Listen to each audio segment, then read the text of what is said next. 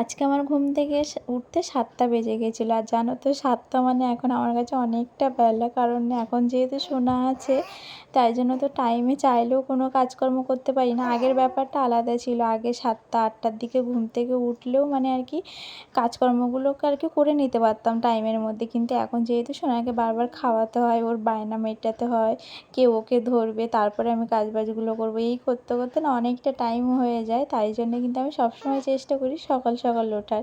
কিন্তু ওই যে কালকে সারাদিন ধরে ঘর পরিষ্কার করেছি, তাই জন্য তো আর উঠতেই পারিনি আজকে।